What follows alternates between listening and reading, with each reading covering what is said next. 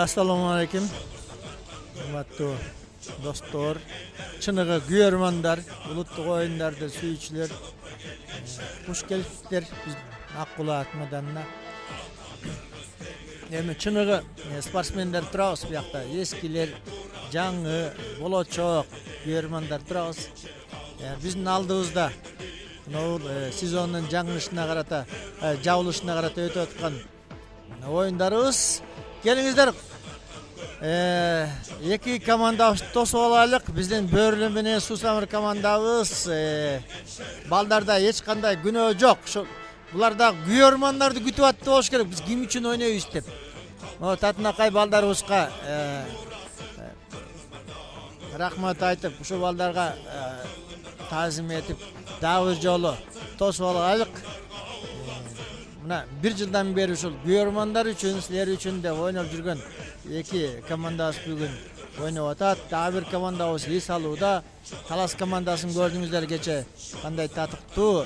Быйылкы сезондун лидерлери Талас командасы кызыктуу оюн куруп берген бөлүмөн.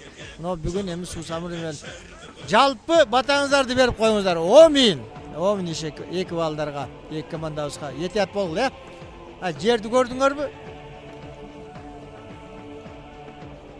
Жер оор болуп калды, оюн талас абайлагыла. Ошону абек, давай жакшылап ойногула.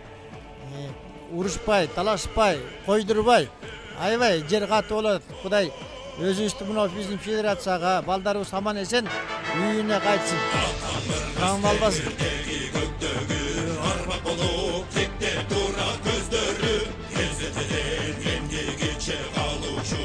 Студиялар баштаганда келиңиздер эмесе убакытты коюп койгула. Кеттик, ошентип менен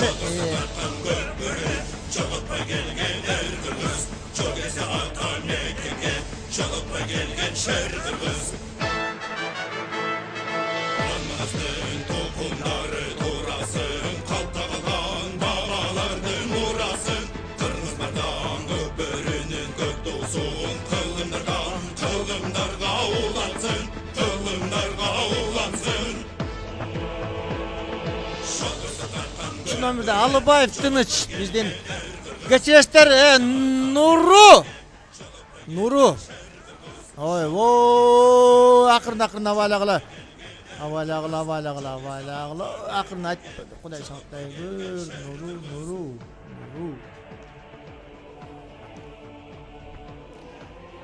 Mingen atın gördüңөр, tumandagı bilet da. Üstündeki iyesine jardan berip toktap kalıp. Jumşak, jalın töşet degen uşunday go deyim, Mına, Kambarada tokumu at jalында өскөндөр. At менен бирге өскөн кыргыз жигиттери азыр могул жердеги бир акырын аскат эмесе Алыбаев Тыныч Суусамыр командасында 3-чү номер, Султан уулу Кубаныч 2-чи, Сайдинов Адилет 4-чү номерде, Бешекеев Фаркат 5-чи, Аскаров Аскат 6-чы номер, 7-чи Койчукеев Нуру, Шекетов Эрмек 8-чи, Насипбеков Азат 9-чы номерде, Тыналиев Рустам 10-чу, Бейшеналиев Азат 11-чи номер, Иманжан уулу Азамат 12, жана 14-чү номерде Досум уулу Дастан. Команданын жетекчиси Конушбаев Тынчтыкбек, команданын машыктыруучу Жунус Алиев Рамиз жана Байтур фирмасын айтпай кетпесек болбойт. Бул команданын демөөрчүсү. Ондай демөөрчүлөргө да рахмат айтабыз. Ар бир команданын демөөрчүлөрү бар, жеке инсандар бар. Мисалы Талас командасында ар бир жеке güyörman демөөрчү болуп келет. Ошол эле Бөрүлү командасында ошондой жеке бир güyörman, ошол команданын ээлери өзүнчө güyörman демөөрчү болуп, мына Байтур командасы десек те болот. Суусамыр командасына ушундай фирмаларга чоң рахмат айтып коюшубуз керек. Бул биздин улуттук оюндарды сүйүүчүлөргө чоң рахмат. Ошол жардам берип колдоо көрсөткөн агаларга, инилерге, фирма жетекчилерине, коомдук ишмерлерге бардыгына чоң рахмат айтып коюш керек. Бул өзүбүздүн парызыбыз. Дагы бир жолу көк берүүчүлөр. Эмесе ошентип биздин бүгүнкү сезондун жабылышына карата өтүп аткан экинчи оюнубуз. Аба ырайын көрүп атасыздар. Аба ырайда жаалып баратса керек, жыл бүтүп баратса керек. Жекеме жеке кубаныч. Кубаныч менен улан.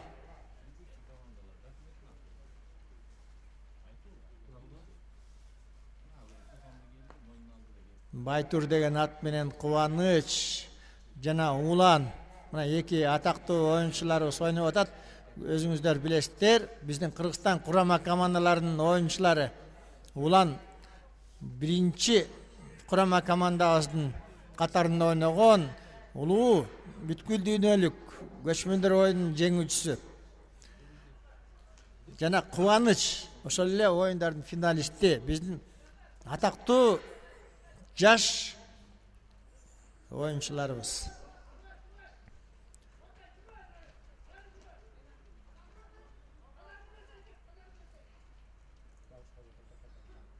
Кубаныч жана Улан.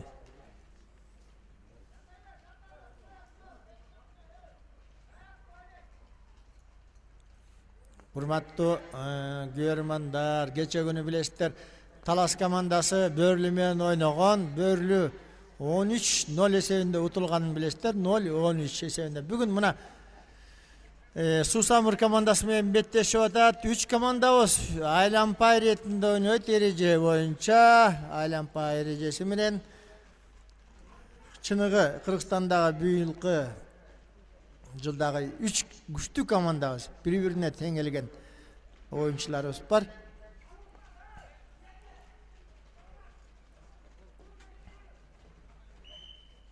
Түштү. Улак акыры түштү. Рахмат. Жанагы өнөгүнө. Кубанычтын өнөгү. Мына бул жерде Сусамыр командасы 1-0 эсебинде алдыга чыкты. 1-0 алтынчы Кубаныч. Султан уулу Кубаныч Сусамыр командасы алды да 1-0.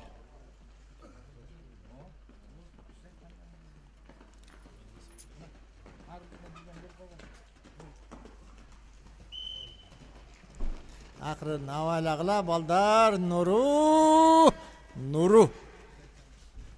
Так. Айбо, Аскатпы?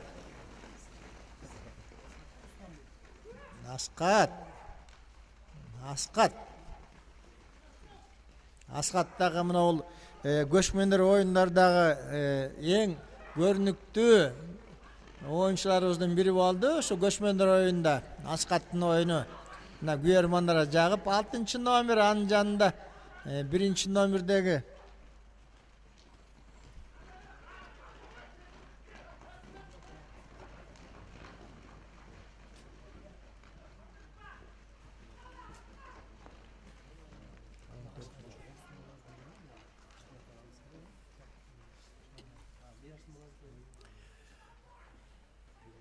Азыр эми Бөрлү командасы улакка жабышып калды. Мульти деген бала экен, Мульти.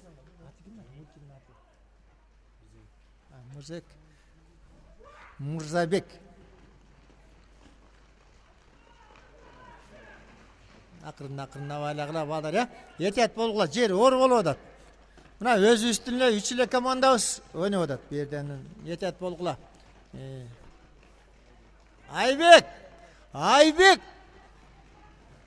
Айбек эңди ана басты, көк ат менен. Эми этият болгула. Акырын. Эми бу балдар анстеле түшүнүп атат, биринчи этият болуп ойнойт деп атышат. Ойнотуп аткан Айбек көк ат менен. Кайра бир узатып алайын деди.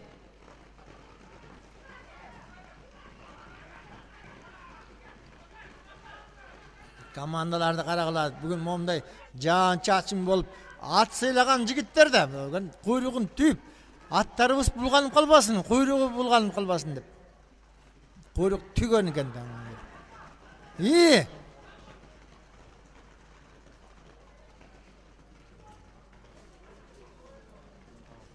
Сусамыр командасын билесиңер. Оңой менен улакты.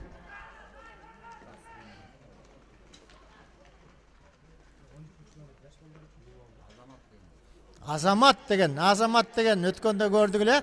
Каспий деген ат менен. Азамат.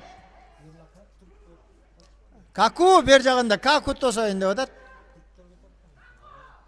14 номерде бу Мырзабек мульти.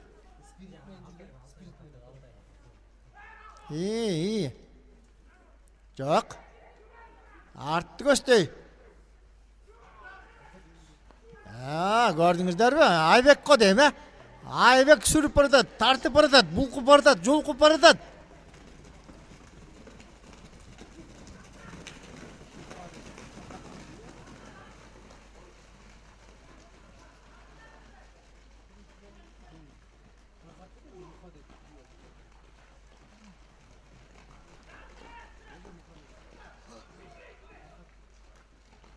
Farkat bu. Farkat eкен, Farkat турбайбы? Акырын абайла.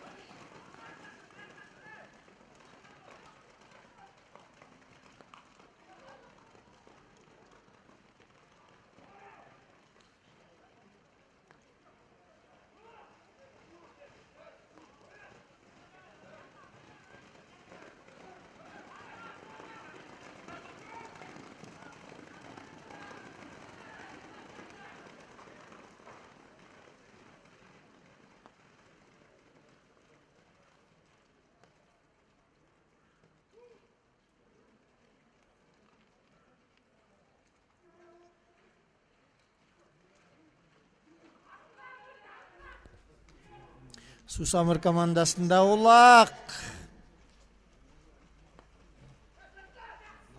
Тынычпы? Тыныч. Алыбаев. Рустам да кен улак, Рустам менен Тыныч. Опа! Эми биздин баягы атактуу оюнчуларыбыз бар турбайбы? Тыныч бар болгон жерде бул Рустам улакты салбай калса уят болмок. Ошентип эсеп 2-0. Бул 12 минутта. Урматтуу көрөрмандар, биздин жылдын сезондун жабылышы деген турнирибиз. Рустам Тыналиев. Акырын авайлагыла, балдар. Аскат.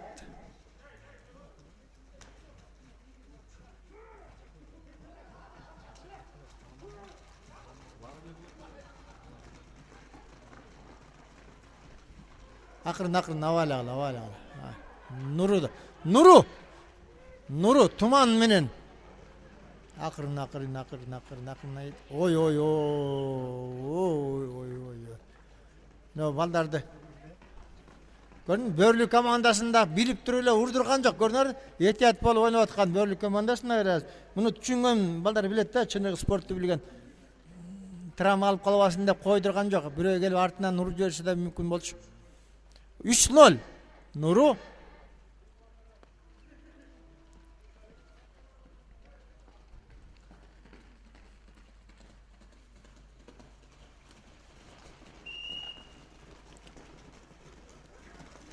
Шашпай, акырын, етет болгула.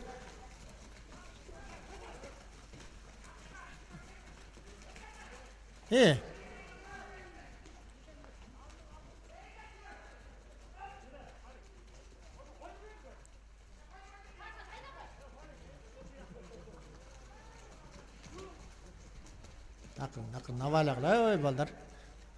Еңкейіп атқан жағынан ұрдырбағыла. И!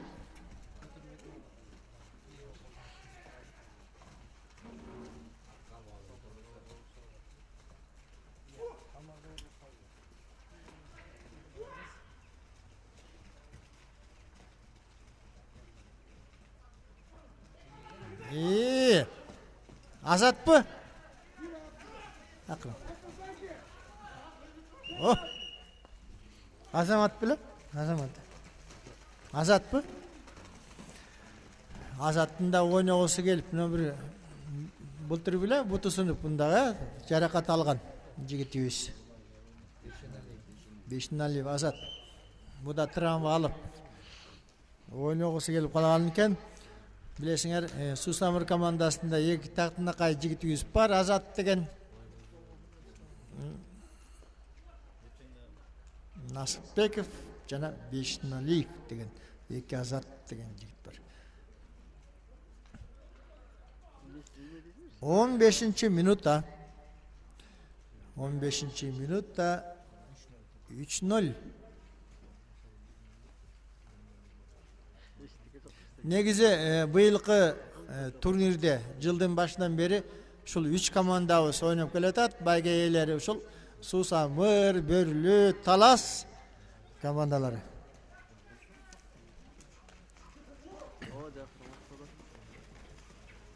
Кубаныч. О, Байтур менен Кубаныч.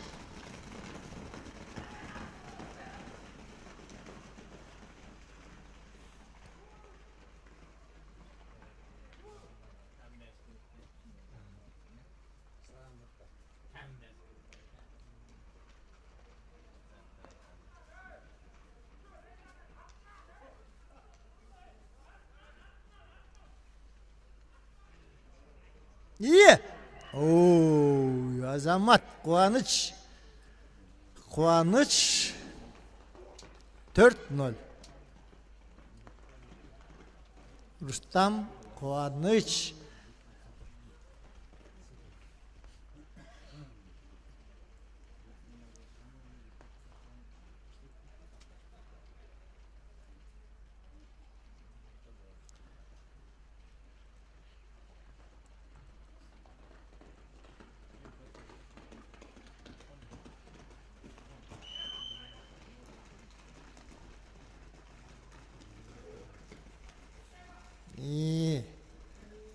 Ақырын, шашпағылы, ақырын, жер ор, улақтағы салмақтанып қалды, чаппа ақырын келіп, біреуіңер ең келет шанан көрейін.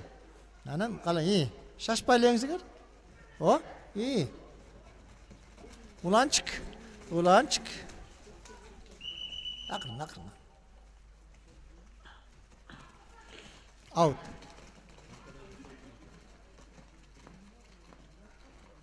Улақты ортаға ташташты, еме жеке. Байтур шықты. Кем, улан ба? Так. Кубаныч. Ортаға.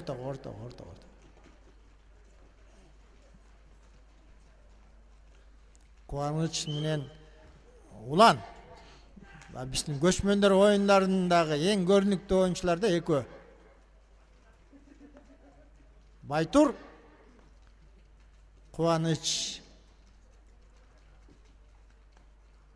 Улақтың астында уланға жолта болып жеткіріп атқа көрдіңер бе? Адамдан ақылды.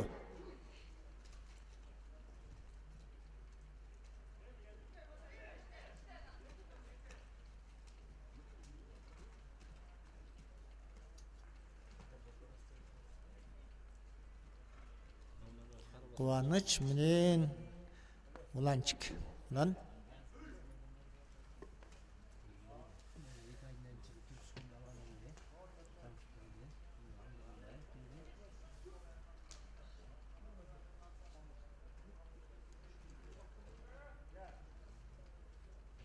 Көрдіңер бе? Байтурды көрдіңер бе? Байтурды. Hem bir yerde жалаң чыныгы улуттук ат оюндарын сүйгөн жигиттер, ат багып жүргөн Камбар ата тукуму сыйлаган адамдар отурат, билет да була. Адамдан да акылдуу моундай көрдүңөрбү? Жылкыларыбызды көрдүңөрбү? Күлүктөрүбүздү, тулпарларды.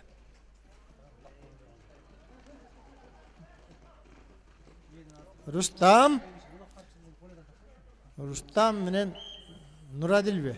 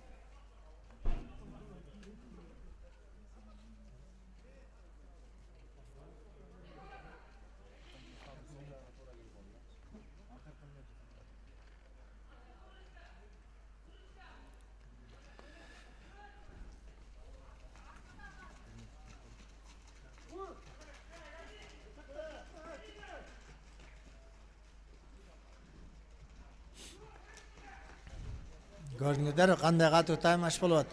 Мына оюндун ар бир эпизоддору кичинекей бир учурлары менен кызык да. Оюн ошондон түзүлөт да.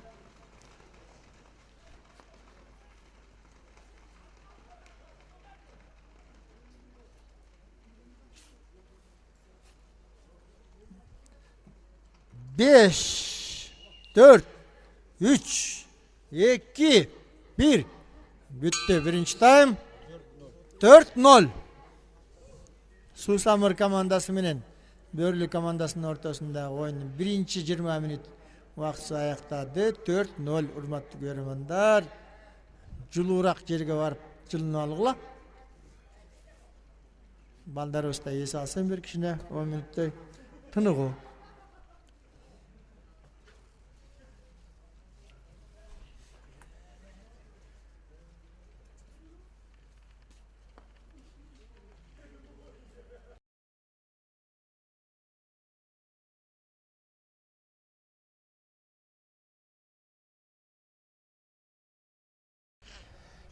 Экинчи тайм эмесе ошентип урматтуу көрөрмандар, биздин Сусамыр менен Бөрлү командасынын ортосундагы оюндун экинчи 20 мүнөт. Көрдүңүздөр, карагылачы өзүңүздөрдүн бүгүнкү оюн таласын табарайым бузулуп, кар жаап, балчык болуп биздин балдарыбыздын оюнду жакынакай кызыктуу оюн көрсөтүүсүнө кыйын болуп атат. Мен балдар менен тааныштырып өтөйүн. Эки команданын катарында бизден биринчи Сусамыр командасында Койчикеев Нурманбет, Султан уулу Кубаныч, Алыбаев Тыныч, Мукаев Тилек, Бейшекеев Фархат, Тыналиев Рустам, Аскаров Аскат, Досумулу Дастан, Насыпбеков Азат, Бейшекетов Эрмек, Иманжан уулу Азамат, Солтобаев Калыбек, жана бизден Койчикеев Мукамбет деген жигиттер. Бөрлү командасында Бекбердинов Эмил, Борбиев Нургазы, Эсеналиев Айбек, Алжанбаев Азизбек, Кыдыков Калыс, Саманчиев Радмир, Амангелдиулу Мырзабек, Насакеев Улан, Садыров Бекмурат, Идирисов Санжар жана Шекитов Амантур деген жигиттер. Мына бул биздин быйылкы 2014-жылкы ноябрь айында сезон жабылышына карата өтүп аткан мелдеш. 3 команда ойноп атат. Бизде Талас, Сусамыр, Бөрлү командалары үчөө бири-бири менен ойноп, быйылкы сезондо кимиси акыркы турнирде биринчи орунду ээлер экенин аныкташат. Азырынча биздин алдыда бүгүнкү оюнда биз Бөрлү менен Сусамыр командасына көңүл буруп атабыз. Улак ортодо, урматтуу көрөрмандар, 3-0 эсебинде Сусамыр командасы алдыда. Экинчи тайм Тыныч Алыбаев, мына өзүнүн Арго деген аты менен Тыныч Алыбаев атактуу. Бул Азат экен, кечиресиздер. Азат Насыпбеков жана биздин Бөрлүк командасындағы Асыл деген ойынчу. Бөрлүк командасы жаш ойынчулардан куралган, урматтуу көрөрмандар. Булар жаңы муундагы oyuncular келип кошулуп атат. Атактуу Бөрлү албетте өзүнүн көп жылдаган ийгиликтерин жаш болсо дагы, жаш oyuncular менен болсо дагы колдон чыгарбай, жакшы ийгиликтер менен келатат. Быйылкы сезондо дагы ар дайым байгелүү орундарды ээлеп, ал эмес мына команданын 5-6 oyuncusu биздин быйылкы көчмөндөр оюндарында да, бүткүл дүйнөлүк көчмөндөр оюндарында Кыргызстандын намысын коргогон жигиттер. Ушул Суусамыр жана Бөрлүк командасынын оюнчулары жарымы Суусамырдан, жарымы Бөрлүдөн чогулуп, Кыргызстандын экинчи курама командасын түзгөн жигиттер. Ал эми Бөрлүнүн жарымы мындай жаш Асыл сыяктуу жаш оюнчулар менен Мырзабек деген, Бекмурат, Санжар, Амантур, Азиз деген балдар. Булар 18, 17, 19 жаштагы балдар. Булар келечеги кең. Ушундай чоң мелдештерге катышып, тажрыйба топтоп, ошол менен бирге Бөрлүнүн катарында байгелүү орундарды да ээлеп жүрүшөт. Эми Нурадил экен, бул ортодогу бизден 7-чи номердеги Нурадил Борбиев, биздин белгилүү көп жылдардан бери ойноп келаткан оюнчуларыбыздын бири. Анын атаандашы Султан уулу Кубаныч. Султан уулу Кубаныч. Эми бул жерде албетте ортого турган мыкты аттар керек. Андай ат Суусамыр командасында бар. Эми Нурадилдин бул караты бул жолу улакты ортодон Нурадил баш болуп атаандаштарына алдырып коюшту. Көрөбүз азыр эми Суусамыр командасы өзү ортодон чыкты. Өнөктөрдүн жардамы менен Кубаныч чүй дегенде эле түп-түз тайгазанды көздөй жөнөдү. Көрдүңүздөр, жакындап баратат. Бул жерде эми мыкты аттардын күчү менен эки жакты тосуп, улакты эч кимге бербей, Кубаныч өзүнүн өнөгү менен биякта Тыныч Алыбаев аргосу менен биринчилерден барып өнөгүнө жардам берип, кезектеги улакты тайгазанга салды. 5-0 чечтер, эсеп 5-0 болуп кеттир.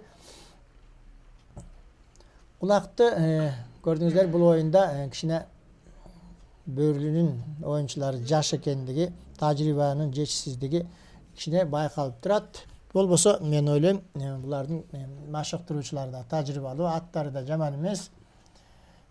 Ойногон оюндарында дагы эң кызыктуу, эң мындай бир көрөрмандардын көңүлүнө калчу жакшы комбинациялык оюнду көрсөткөн Бөрлүк командасы бирден бир ушул оюн, кызыктуу оюндарды көрсөтүп жүргөн командалардын бири болот.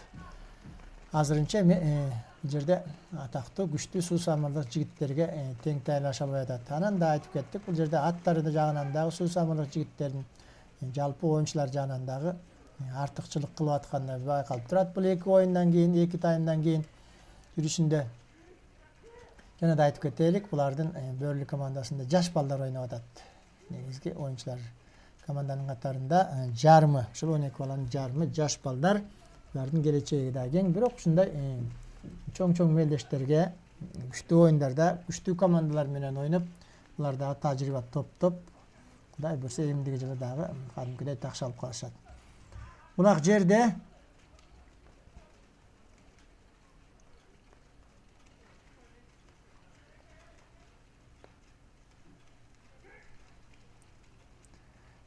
кечеки күндө улак ойноого кандай аба ырайы жакшы болуп турду эле. Мына бүгүн караңыздар, кар жаап атат, жаан аралаш, жердин баары тең оорлошуп, биздин балдарыбыз улакты көтөргөнгө дагы жолтоо болуп, балдарга кыйынчылыктар түзүлүүдө. Ошондой болсо дагы биздин жигиттер аба ырайынын сууктугуна, бузулганына карабай, байкабай дагы тек гана улак оюн ойноп, чер жазып отурушат. Анан да ушул оюнга келген көрөрмандарга да рахмат айтып коюшубуз керек. Аба ырайынын бузулганына карабай, ушул биздин Ак Кул ат майданына келип, чыныгы командалардын көрөрмандары кайда болбосун сүрөп турушат. Аларга да бир таазим этип, жалпы Көкбөрү Федерациясынын атынан рахмат айтып коюшубуз керек. Көкбөрүчүлөрдүн атынан эмесе улак кайрадан көтөрүлдү, кечиресиздер. Биздин Суусамырлык жигиттер чабуулга чыкканы турат. Биздин сол жагыбыздан оң жакты көздөй кубалап бараткан бул Сусамыр командасы. Сусамыр командасы Нурманбет Койчукеев команданын капитаны, Азат Бейшекеев. Сусамыр командасында Азат Нурманбет, Азат. Мына кезекте улакта кызанга түштү 6-0, урматтуу көрөрмандар, 6-0. Нурманбет, Рустам да жетип калган экен, Азат. Мына бул жерден биз көрдүңүздөр жалпы өнөктөрүн жардамы менен Сусамыр командасы алдыны көздөй узуп баратат. Биздин бүгүнкү оюнубуз Бөрлү менен болгон. Албетте, айрым көрөрмандар мурдагы жылдардагыдай Сусамыр менен Бөрлүнүн ортосунда кырч мүнөздө оюнду күтүп турушкан, жана да айтып кеттим, бирок андай болгон жок. Бүгүн аба ырайы дагы оор болуп, оюнчуларга өзгөчө мына Бөрлү командасынын жаштарына кыйынчылыктар туудуруп атат. Эми антип десек, оюндогу аба ырайы эки командага бирдей. Мен тек гана бул жаш балдардын бүгүнкү чоң эсеп менен утулуп атканын айтып атам. Сусамыр командасы бүгүнкү оюнда мелдеште жеңип чыкса, эртең булар талас менен беттешет. Мына ошондо биз көрөбүз кайсы команда күчтүү экен, Таласпы же Сусамыр экен. Чынын айтсам, бул эки команданын кимиси күчтүү экенин мен айта албай турам меники эртеңки оюндарда, себеби бул Сусамыр командасы чынында эле эң күчтүү командалар. Быйылкы сезондо Таласка гана жеңилди. Ал эми оюнчулары мен оюнча Талас командасынан кем калбаган, аттары дагы кем калбаган мыкты команда десек болот. Ал эми бүгүнкү Бөрлү командасынын ортосунда биз мына Улан Насакеев бирден бир эски оюнчулардан, жаш болсо дагы эски болуп калды. Радмир Саманчиев жүрөт.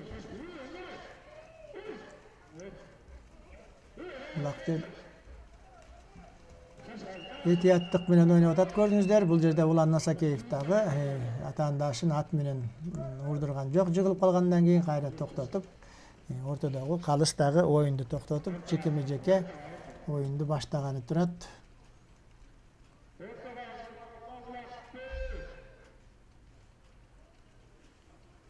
Унакты ортого алып келип ташташ керек, өзүңүздөр билесиздер.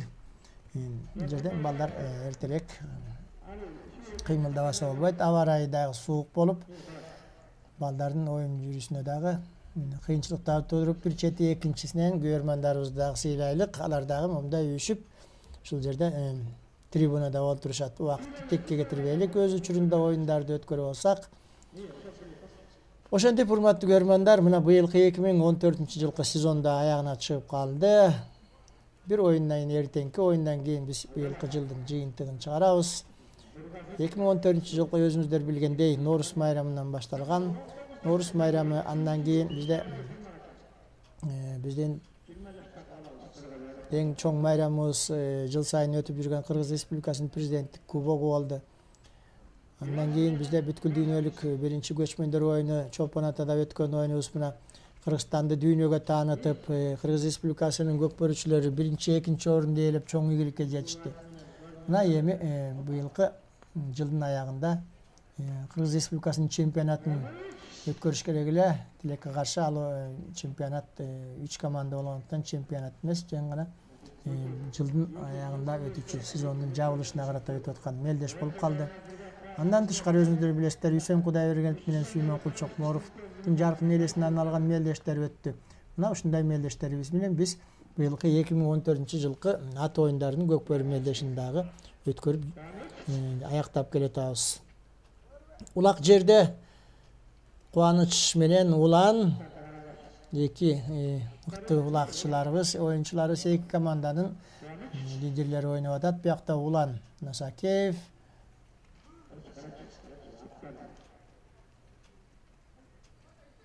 алды. Мына 25 жаштагы жигит Насакеев Улан.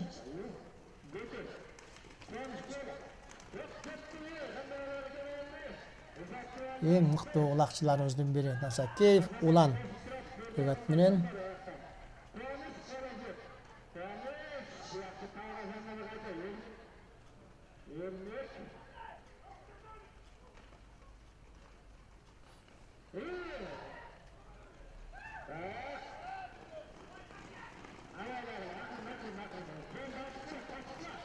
Бул жерде улан эртерээк улакты такымдан чыгарып мына алдырып жиберди. Өзүңүздөр көрдүңүздөр.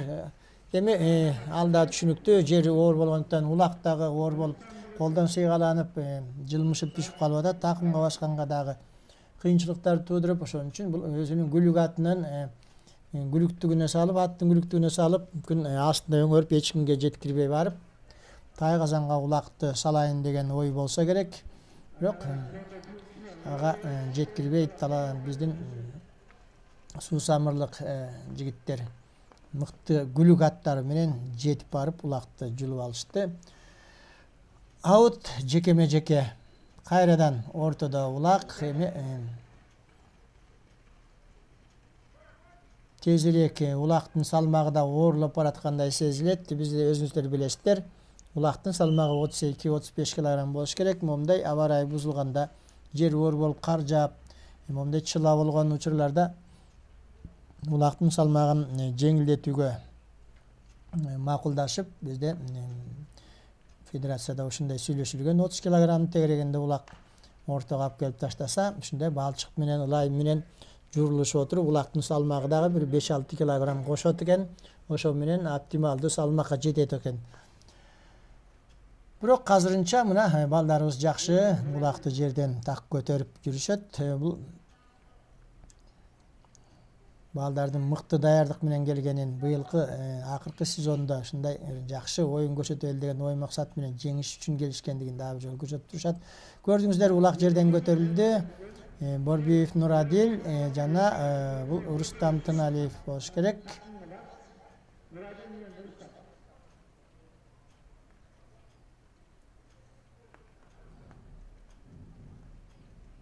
Улак ортодо, чийимдин ичинде эки гана ат, эки гана оюнчу ойнош керек. Тыналиев Рустам айткандай эле, көрдүңүздөр, өнөктөрдүн жардамы менен өзүнчө эле жалгыз баратат. Бул итти аткарууга мына момундай аттын күчү менен барып токтоп, ал жерде өнөктөрү атаандаштарын кийип кеткен экен. Нурадил Борбиев жетпей калды. Көрдүңүздөр, Бөрлү командасынын оюнчусу 7-0. 7-0 бул Тыналиев Рустам. Тыналиев Рустам Кыргызстан курама командасынын оюнчусу. Көп жылдардан бери бул биздин Кыргызстанда гана эмес, Боордош Казакстанда да барып, Азия чемпионатына катышып келген бирден бир мыкты улакчыларыбыздын бири. Учурунда Кожомкул Рассвет командасынан ойноп, ушул жакта таанылган. Азыр өзүнүн туулуп өскөн Сусамыр командасында Фарахат Бейшекеев, Тыналиев Рустам деген жигиттер ушул Сусамыр командасынын намысын коргоп атышат. 7-0. 7-0 урматтуу көрөрмандар. Бул биздин өзүбүздүн чүйөрөндөгү эки күчтүү командабыз. Бөрлү командасы Бишкек шаарынын атынан чыгып жүрөт, өзүңүздөр билгендей. Бирок өзү Сокулук районунун Бөрлү айылынын тургундары, бир айылдын жаштары өздөрүнүн мына улуттук көкбөрү оюну менен элге бир айылды дагы кошо таанытып келатат. Азырынча эми буларга бүгүнкү оюнда ийги буйрубайт окшойт, бирок ошондой болсо дагы булар өздөрүнүн оюну менен көпчүлүккө таанылып, Бөрлү деген команданын аты жок кылбай оюн көрсөтүп атышат.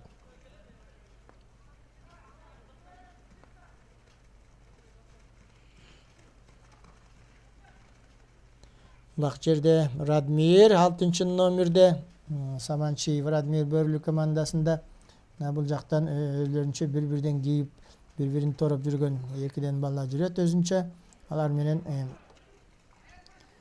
алардын бир улакка дагы жете турган улакты көтөрүү ою да жок окшойт. Алар бири-бирин тосуп, бул жакта эң кич жигиттер улакты еңүүгө аракет кылып атат.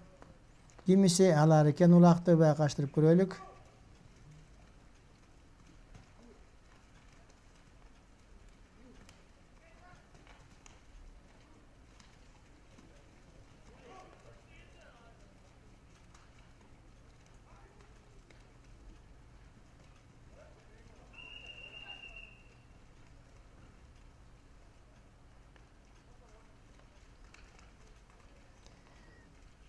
Улакты кайрадан ортого алып келип ташташ керек. Жекеме жеке 7-0 урматтуу көрөрмандар. Бул биздин 2014 жылдын аягындагы сезондун жабылышына арналган мелдеш Таластын Талас командасы Чүйдүн Суу Самыр жана Бөрүлүү Бишкек командалары ортосунда өтүп аткан 3 күндүк мелдеш кимиси жеңип чыгар экен, анын жыйынтыгы эртеңки күндөгү оюнда билинет. Азырынча биздин алдыбыздагы Суу Самыр жана Бөрүлүү командасынын ортосундагы оюнга күбө болуудабыз. Насакеев Улан Бөрүлүү командасында, анын атаандашы Азат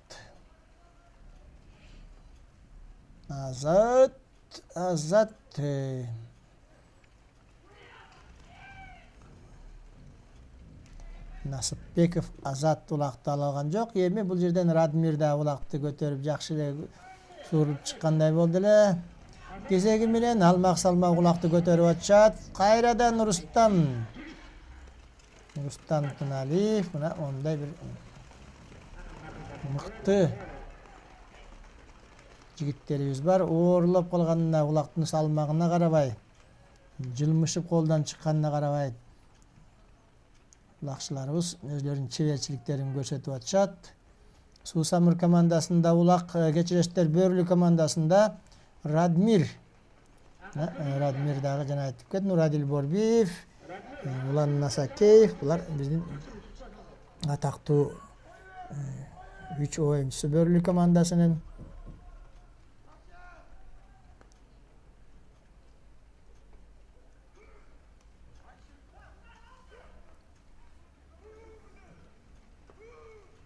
Бул жерде Бөрүлүү командасына Тайгазанга жетүүгө жол болуп, Суу Самырлык жигиттер көрдүңүздөр кандай өздөштүргөн, коргоо чебин жакын жолотпоого аракет кылып атат. Бирок ошондой болсо дагы бир улакты басып Нурадил, Улан Насакеев үчөө Уланга өткөрүп берди улакты.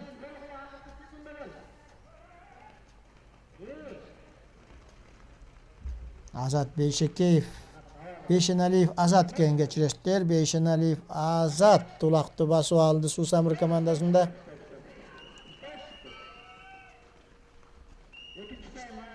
Бирок бул жерде убакыт бүтүп калды. Экинчи таймда аягына чыгып, урматтуу көрөрмандар, өзүңүздөр көрдүңүздөр. Бул биздин Суу Самыр менен Бөрүлүү командасынын ортосундагы оюндун дагы бир 20 мүнөттө аягына чыкты.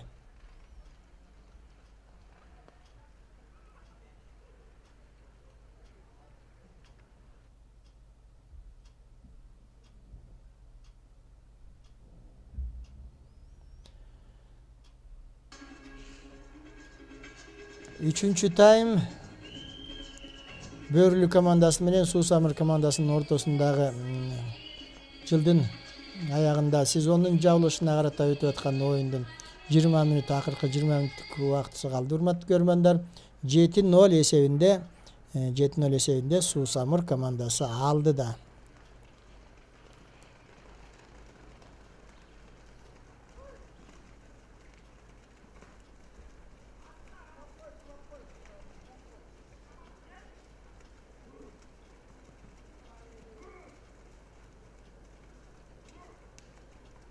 Алтынчы номерде Аскат Суу Самыр командасында улакка жетти, биринчи болуп.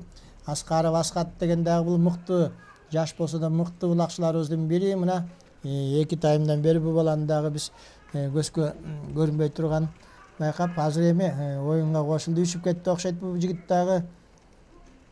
7-0 урматтуу көрөрмандар, Суу Самыр командасы алдыда. Мухамбет Койчикеев, Нурманбет Койчикеев,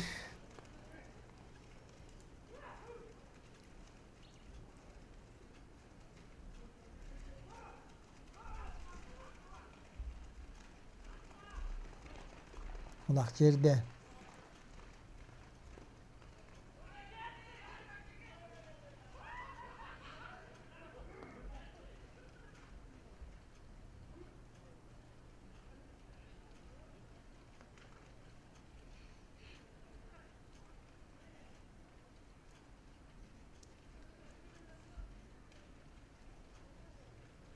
2 мүнөткө жакын улакчылар жерден улак тең албаса, мындай жерде оюн токтоп, улакты ортого алып барып ташташат да, өзүңүздөр билесиздер, жекеме-жеке ар бир командадан бирден оюнчулар чыгып, өздөрүнүн күчтөрүн сынап, аттарын сынап, ошол жерден улак тегүүгө аракет кылышат. Бирок мына бул жерде өзүңүздөр байкагандай улак жерден көтөрүлдү, бирок биздин оюн талаасынан сыртка чыгып кетти көрүнөт. Жекеме-жеке эми ортого алып келип таштаганга айла жок. Улак оордошуп баратат, оорулуп, көрдүңүздөр, аба ырайы өтө кыйын болуп калды биздин бүгүнкү мелдеште оюнчуларыбыздын чеберчилигин көрсөтүүгө.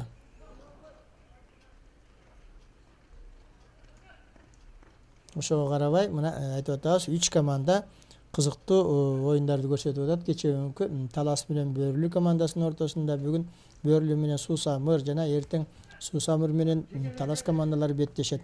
Бул оюндар 3 Кыргызстандагы 3 күчтүү командабыз чемпионатыбызда, турнирибиздеги деңгээли төмөндөбөйт. Биздин 2 эмес 3 атактуу команданын ортосундагы кимиси күчтүү экенин дагы байкасак болот быйылкы сезондун аягына арналган мелдештен. Азырынча Талас командасынын 1 жеңиши бар. Бул оюнда Суу Самыр болсо, Суу Самыр менен Бөрлүнүн ортосундагы оюнда Суу Самыр да жеңиш менен келатат. Алдынча 7-0 эсебинде алдыда келатат. Эми акыркы бир 20 мүнөттөн кийин биз бул оюндун дагы жыйынтыгын чыгарып, жеңүүчүнү аныктайбыз. Аскат менен Улан Насакеев аракет кылып атат, командасын алдыга сүйрөп атат. Улан Насакеев Бөрлү командасы чабуулга чыкты. Улан Насакеев бирок эми бул жалгыз болуп атат, көрдүңүздөр, жанындагы өнөктөрү жардам бере алган жок. Ал эми атаандаштары Тайгазанга жолотпой ар жакты көчтө сүрүп, улакка да жабышып жүргөнүн көрдүңүздөр. Биякта Тыныч Алыбаев окшойт.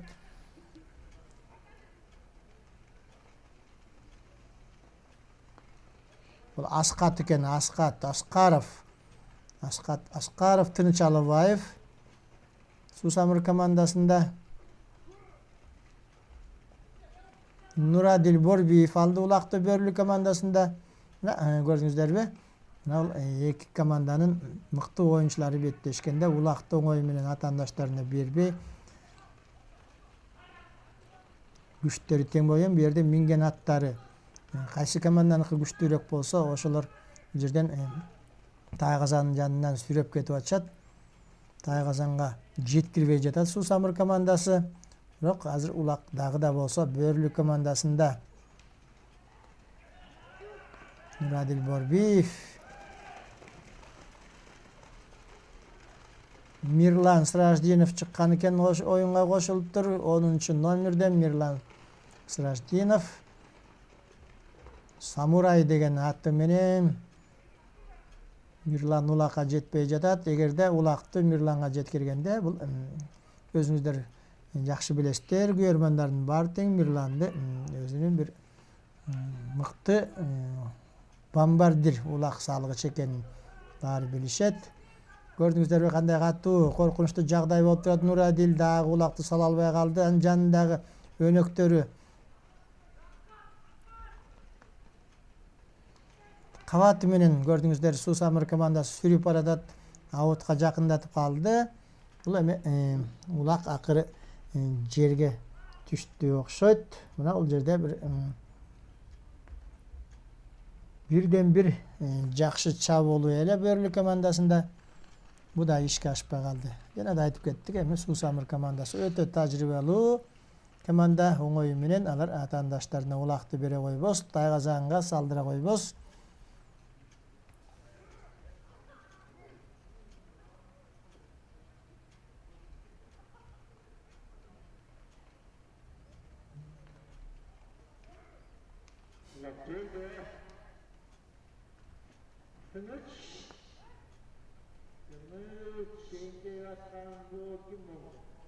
Улак кайрадан көтөрүлдү. Жок, дагы жерге түшүп калды. Эми бул жерде 2 команданын оюнчуларын өзүңүздөр байкасаңыздар керек, аттары менен жөндөн урдурбай жерден эңүүгө мүмкүнчүлүк берип атат атаандаштары бири-бирине. Анан кийин улак жерден көтөрүлгөндөн кийин мына Мирландагы эңкейип улак теңип аракет кылып көрдү Сражденов Мирлан.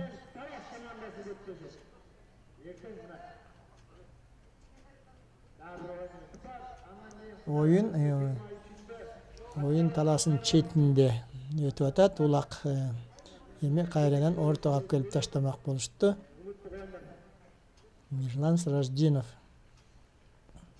10 номер Бөрлү командасынын атактуу оюнчусу. Бул да Кыргызстан көп жолку чемпиону, өзүңүздөр билесиздер.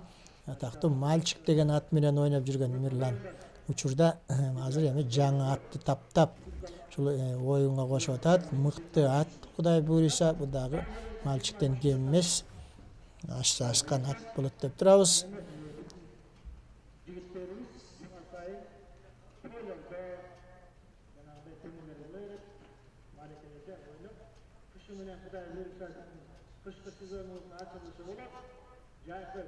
Çekeme ceke.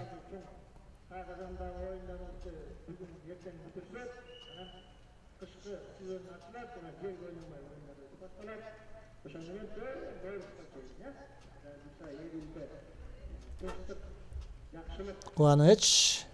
Эңкейип эңип аткан Кубаныч, анын жанында Улан Насакеев мына байкап аңдып турган, жакындап. Эми бу дагы оңой жигит эмес, жана айтып атабыз, өтө тажрыйбалуу улакчыларыбыздын бири, Кыргызстандагы эң мыкты улакчыларыбыздын бири Улан Насакеев. Азыр улакты басып алды өнөктөрү менен. Азыр эми эмне болор экен көрөлүк. Жок, улак кайрадан Бейшеналиев Азатта көрүнөт. Улак жерде.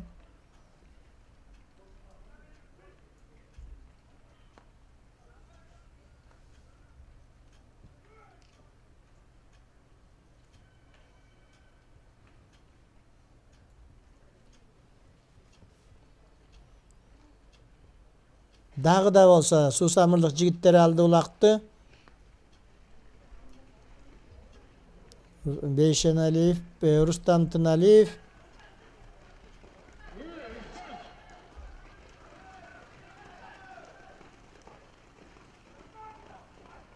Бейшеналиев Азат экен. Бейшеналиев Азат.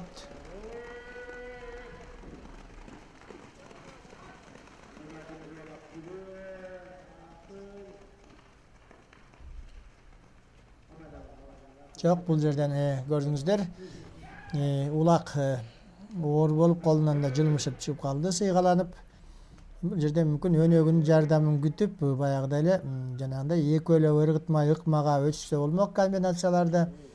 Бул эми өзү аракет кылып көрдү. Бул дагы жакшы, ою жакшы. Бирок эми момундай оюн талаасы оор болуп ойногонго кыйынчылык турганда экөөлөп ыргытпаса болбой калды окшойт улакты дагы. Бирок эч нерсе эмес, улакты эсеби өзүңүздөр билгендей 7-0 эсебинде Суусамыр командасы утуп жатат. Алды кайрадан улак ортодон көтөрүлдү Суусамыр командасы. Суусамыр командасында бул Дастан деген жигит. Жекеме жеке. Жекеме жеке.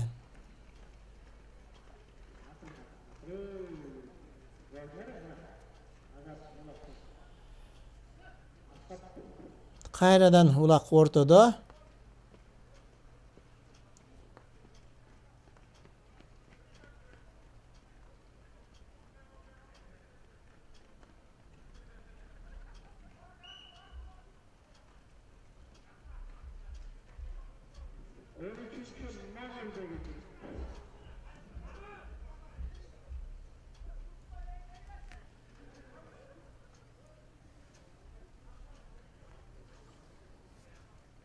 Азамат эңкейин деп аракет кылып аткан Азамат.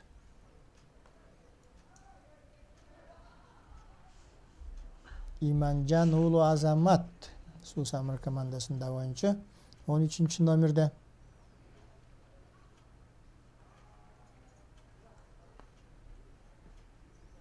Асыл менен экен атаандашы. Asıl деген жигит Бөрлүү командасында.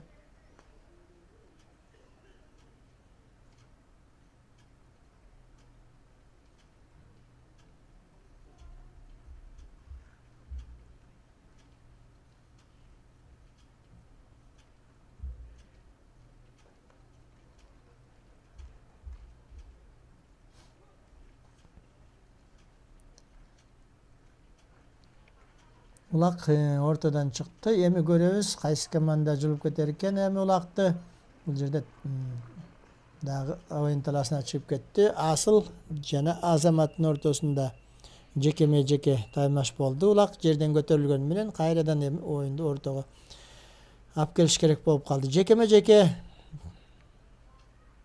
7-0 урматтуу көрөрмандар. Бул биздин Суусамыр менен Бөрлүү командасынын ортосундагы оюн 2014-жылкы сезондун жабылышына карата өтүп аткан. Мелдеш 3 команда, урматтуу көрөрмандар, 3 команда ойноп атат. Талас, Бөрлүү, Суусамыр командалары бири-бири менен айлампа иретинде ойношот. Кечеүнкү оюнда таластык жигиттер Суусамыр командасын утушкан. Эми бүгүн мына Бөрлүү командасы Суусамыр командасы менен беттешип атат. Бул оюнда дагы Бөрлүү жигиттери утулууга аргасыз болууда. Албетте тажрыйбалуу, күчтүүрөөк кылат Суусамырлык жигиттер. Демек бул Суусамыр командасы менен эртең чечүүчү оюн бул Талас командасынын ортосундагы оюн. Кимиси күчтүү экенин ошондо байкайт окшойбуз. Бирок да айтып кетелик, жылдын башынан аягына чейин бардык турнирлерди быйыл Талас командасы жеңип келди. Талас областынын Талас командасы. Улак көтөрүлүп атат. Өзүңүздөр байкагандай көрдүңүздөрбү, бул эки команда ынтымактуу жерден эңишип, экөө бирдей кармап улакты. Андан кийин өйдө көтөрүлгөндө талашып атышат. Кадыр эми көрөбүз.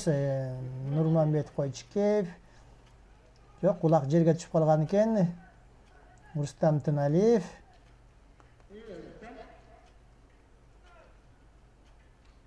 Суусамыр командасы жакшы эле улакты эңкейип эңип атат, бирок ол жерде аттардын туягына да тийип, же болбосо атаандаштардын тоскоолдугу менен улак кайрадан жерге түшүп калууда.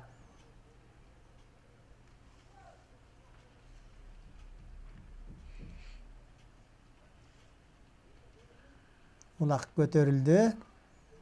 Азат Насыпбеков жок, калтырып койду. Бияктан азыр Суусамыр командасы эми өзүнүн тайгазаны жок. Кечиресиздер, кайрадан Суусамырлык жигиттер улакты басып алган экен. Бул Ермек Шекетов.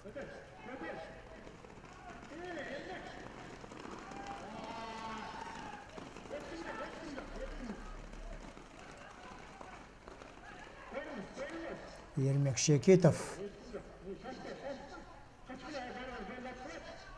өзүнүн өнөктөрү менен чабуулга чыгып баратат. Эми экөөлөп улакты басып Суусамыр командасы жок өткөрүп берди. Кайрадан улакты ал Нурманбетте экен. Урак Нурманбет Койчикеев оң такымга басайын деди окшойт. Бул жерден дагы бул атайын тактикалык ыкмалар. Бул үйдөгү атайын даярдалган комбинацияларды ушундай аттын ылдамдыгы менен барып тайгазанга жетип, эгерде оюн таласы кургак болгондо албетте бул ишке ашмак. Азыркы ушундай ылдамдык менен барып чабуулга жетүү, тайгазанга жетип ыргытуу дагы кыйыныраак болсо керек. Ошондой болсо дагы Нурманбет кечиресиздер жок, айткандай эле тайгазанга жетпей да калды. Тайгазандын кырына тийип жерге түшүп калды. Мына жана да айттым эле, мындай учурда экөөлөп ыргытпаса болбойт окшойт. Себеби улакта оор колдон жылмышып түшүп калып атат. Андыктан бул жерден тажрыйбалуу балдар шашпай деле ойношсо болмок. Эми булар өзлөрү жалгыз салып көрүүнү чечсе керек. Эсеп чоң. 7-0 эсебинде Суусамырлык жигиттер утуп атат. Мына атактуу улакчылардын көпчүлүгү ушу Суусамыр жергесинен чыгат, урматтуу көрөрмандар. Булардын кезектеги жеңиши. Суусамыр командасы өзүнүн Суусамыр өрөөнүндө 6 айылдан турган команда бар. 6 айылдын командалары өзлөрүнүн чемпионатын өткөрүшөт. Эң кызыктуу турнир. Булар ар бир айылга барып ойноп жүрүшөт. Өзлөрүнүн кубогу бар. Бул кубокту уткан, 3 жолу уткан команда 3 жолу утқан команда ушул кубокты түбөлүккө өздөрүнө алып калат менин билишимче. Мына ушундай оюндардын ачылышына да барып ушул күбө болгом. Бул мына улактын борбору ушул Суусамырда десек болот. Эң мыкты атактуу улакчыларыбыз дагы суусамырлык жигиттер. Көп жылдан берки мына биздин оюнубуздун көркүн ачып келишет. Бул балдардын дагы мыкты демөөрчүлөрү, улакты сүйгөн көрөрмөндөр бар. Бөөлүнүкүндөй эле. Ушул балдарга дагы ийгиликтерди каалап, кийинки жылдарда ушул 3 командага андан тышкары дагы жаңы кошулган мелдешке чыккан командаларга ийгиликтерди каалап, мына биз быйылкы сезонду ушу менен аяктап баратабыз, урматтуу көрөрмөндөр. Бул биздин 2014-жылкы сезондун жабылышына карата өткөн уюштурулган мелдеш улуттук оюндарды өнүктүрүү борбору жана Көкбөрү Республикалык Көкбөрү Федерациясынын уюштуруусу менен өткөн турнирдин акыркы оюндарынын бири.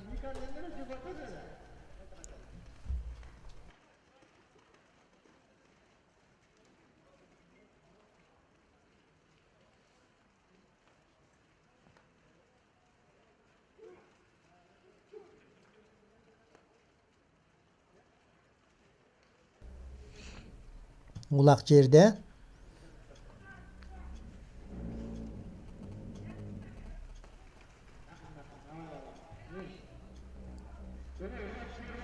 кайрадан көтөрүлдү улак, дагы да болсо суусамырлык жигиттердин такымында улак.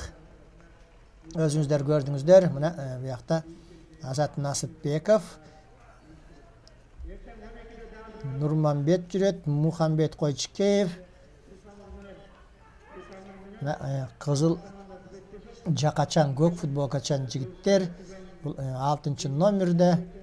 Бул Аскат экен. Аскат Аскаров деген дагы бир жаш талант. Эң мыкты улакчылардын катарына кошулду.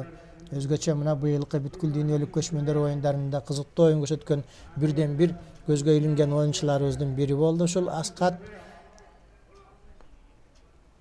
Аскаров Аскат деген жигит Суусамыр командасынын оюнчусу. Мынакей эмне болор экен, коркунучтуу жагдай Тайгазан жанталашып кайтарып аткан Бөрлүк командасы эми кайрадан дагы Тайгазанга жетиш керек болуп калды Аскатка.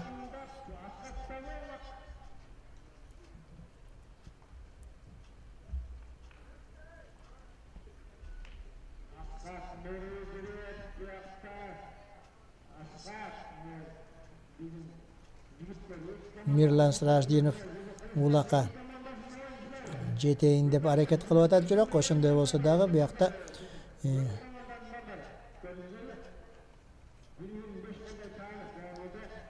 кадыр эми суусамырлык жигиттер алдырып койгондой шекилди. Улакты жок, кайрадан алды Суусамыр командасында. Улак жерге түштү.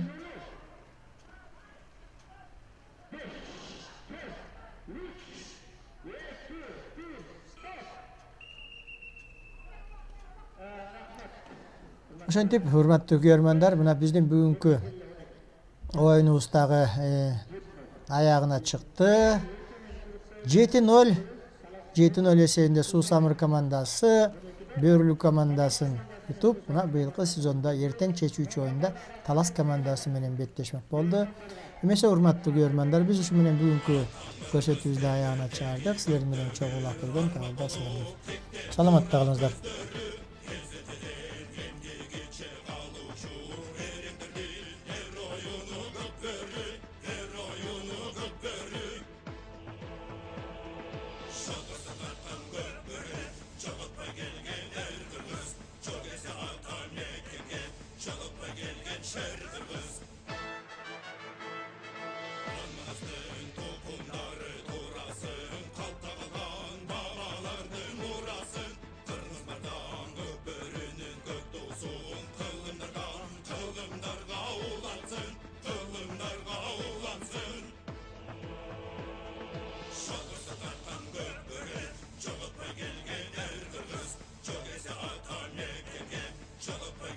Şer kırgız, şol bursa